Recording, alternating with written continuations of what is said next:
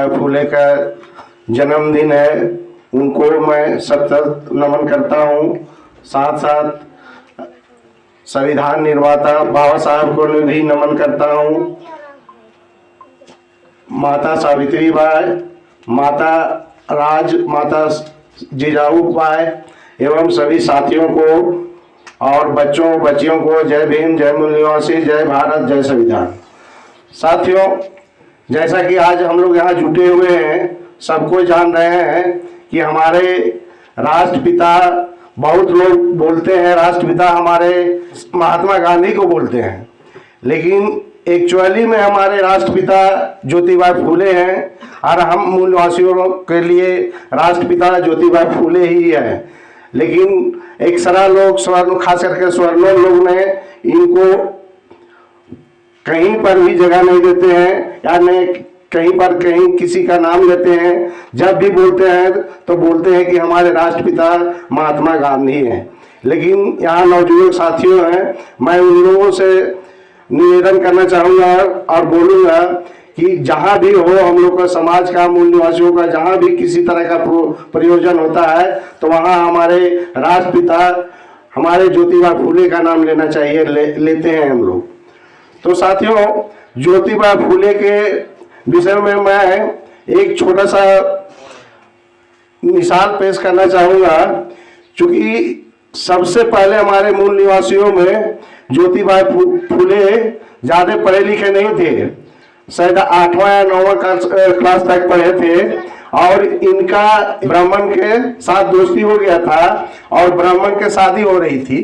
तो ब्राह्मण के शादी हो रही थी तो ब्राह्मण दोस्त जो था इनको निमंत्रण दिया था बारात जाने के लिए।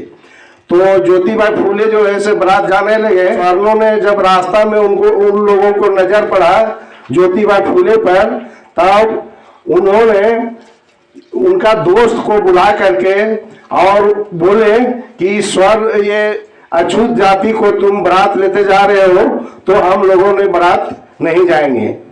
तो उनका दोस्त जो ज्योतिबा फूले का दोस्त जो थे वो साइड में बुला करके और ज्योतिबा फूले को बताते हैं कि दोस्त देखो इस तरह की बात है, हमारे समाज के लोग जो है सो विरोध कर रहे हैं, सो मैं तुमसे गलती क्षमा चाहता हूं कि तुम बारात से लौट जाओ।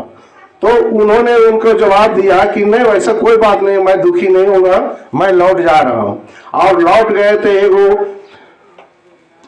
आम के पेड़ के पास हमारे मूल निवासियों ने बैठ करके वो सब देख रहे थे, ज्योतिबा फूले की कहानी जो हो रहा था सब देख रहे थे।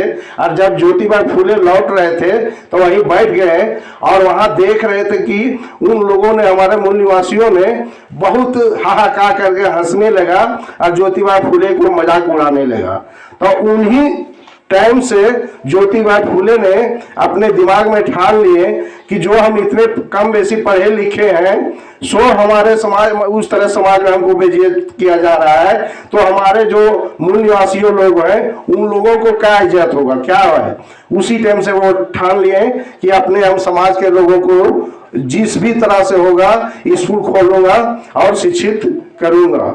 और वो सबसे पहले अपनी पत्नी को पढ़ाए और उनकी पत्नी पढ़ी तो पत्नी पढ़ी तो सब बच्चियों के लिए बहुत सारे स्कूल खुलवाए, और खुलवाने के बाद जो है सो बच्चे लड़की लोग को भी पढ़ाने, उनकी पत्नी पढ़ाने लगी। और बाबा साहब ज्योतिबा फूले भी बहुत स्कूल खोले और पढ़ाने का काम करने लगे। तो साथियों, हमारे बहुत सा वक्तागण है जो बहुत सारी बात को आप लोग को विस्तार रूप से बताएंगे। मैं तो यही चंद शब्दों के साथ अपना वाणी को विराम देता हूँ। जय भीम, जय मूल निवासी।